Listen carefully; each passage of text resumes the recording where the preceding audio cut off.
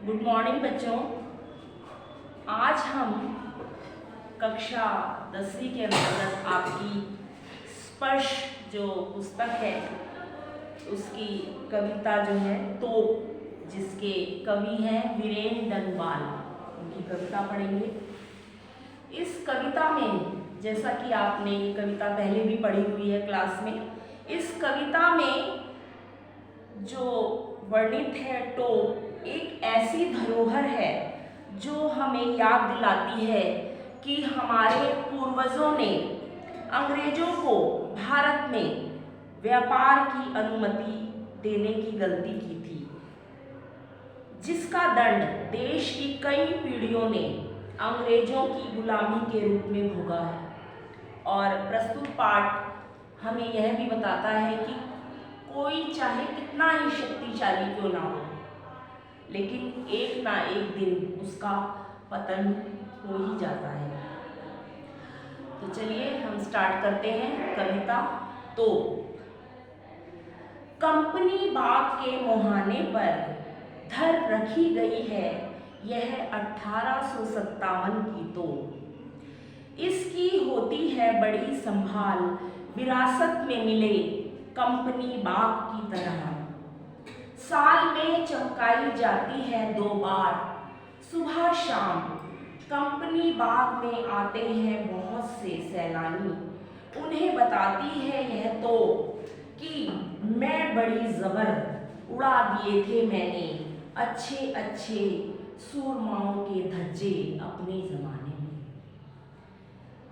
इसका भावार्थ है बच्चों, कंपनी बाग के मुहाने, मुहाने यानी प्रवेश द्वार, जहां से हम प्रवेश करते हैं। कवि कहता है कि कंपनी बाग के मुख्य द्वार पर यानी प्रवेश करते ही एक तोप रखी हुई दिखाई देती है, और यह तोप सन 1857 के स्वतंत्रता संग्राम में प्रयोग की गई थी। और पूर्वजों से मिली धरोहर की तरह कंपनी बाग के साथ साथ इस तोप की भी बहुत देखभाल की जाती है। साल में चमकाई जाती है 2 बार, यानी इसे एक साल में 2 बार चमकाया जाता है। और वो 2 बार कब कब चमकाया जाता है? एक तो 15 अगस्त को और दूसरा 26 जनवरी को। सुबह शाम कंपनी बाग में आते हैं बहुत से सैलानी यानी पर्यटक, बहुत सारे पर्यटक देखने के लिए आते हैं और घूमने आते हैं। यह तो उन्हें अपनी बहादुरी की कहानी सुनाती है, उन्हें बताती है यह तो कि मैं बड़ी जबर उड़ा दिए थे मैंने अच्छे अच्छे सुरमाओं के धज्जे अपने जमाने में। यह तो उन्हें बताती है, अपनी बहादुरी की कहानी सुनाती है, अपनी बहादुरी के किस्से सुनाती है और बताती है कि एक जमाने में मैं बड़ी जबर यानी बड़ी जबरदस्त थी, बड़ी शक्तिशाली थी।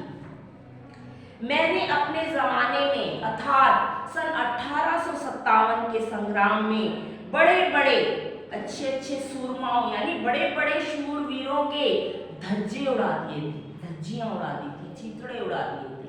यानी उस समय एक समय ऐसा था जब मैं इतनी जबरदस्त थी कि अच्छे अच्छे सूरमाओं के मैंने धज्जे उड़ा दिए थे, उनके चिथड़े उड़ा दिए थे, इतनी शक्तिशाली थी। लेकिन आज वही तो जो 1857 में इतनी जबरदस्त थी, आज वही तो चुपचाप सिर्फ पर्यटकों के देखने की एक वस्तु, सैलानियों के देखने की एक वस्तु बनकर रह गई है और चुपचाप एक कोने में रखी हुई है।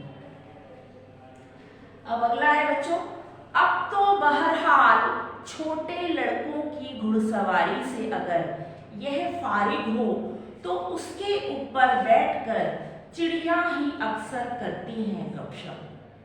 कभी कभी शैतानी में वे इसके भीतर भी घुस जाती हैं, खासकर गोरैयें। वे बताती है कि दरअसल कितनी भी बड़ी हो तो एक दिन तो होना ही है उसका मुंह बंद।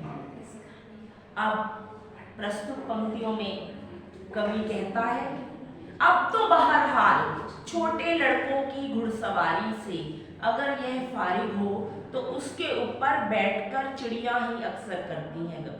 कवि कहता है कि पहले यह तोप चाहे कितनी ही शक्तिशाली रही हो, लेकिन आज ये एक खिलौना मात्र बन के रह गई है। अब तो छोटे छोटे बच्चे उसके ऊपर बैठकर घुड़सवारी का आनंद लेते हैं, और जब बच्चों की घुड़सवारी से मुक्ति मिलती है तो चिड़िया इसके ऊपर बैठकर गपशप करती हैं। और कभी कभी शैतानी में वे इसके भीतर भी घुस जाती हैं, खास कर हो रही है, और कभी कभी वो इसके भीतर भी घुस जाती हैं, और ये काम खासकर गोरैया जो एक चिड़िया होती है, पक्षी होता है, वो करती हैं। उसमें घुसकर वे बताती हैं कि कोई तोप कितनी भी शक्तिशाली, कितनी भी बड़ी क्यों ना हो, एक ना एक दिन उसका मुंह बंद हो ही जाता है, अर्थात दमनकारी का एक ना एक दिन जो है समापन हो ही जाता है। यानी कितना ही शक्तिशाली क्यों ना हो, एक ना एक दिन उसका पतन हो ही जाता है। जैसे कि ये तो जो 1857 के स्वतंत्रता संग्राम में इतनी जबरदस्त थी कि अच्छे अच्छे सूरमा भी उससे, जितने भी शक्तिशाली शूरवीर भी उससे डरते थे, लेकिन आज वो समय है जब वो तो एक कोने में शांत पड़ी हुई है। तो इस कविता के माध्यम से कवि यह बताना चाहता है कि कोई कितना ही बड़ा हो, कितना ही शक्तिशाली क्यों ना हो, उसका एक ना एक दिन पतन होता ही है, उसका एक ना एक दिन उसकी जो शक्ति है समाप्त हो जाती है। ठीक है, तो ये थी बच्चों, तो आशा है आपको ये कविता समझ में आ गई होगी।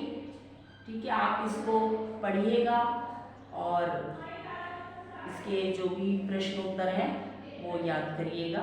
ठीक है, अब चलिए मिलते हैं नेक्स्ट वीडियो में, तब तक धन्यवाद।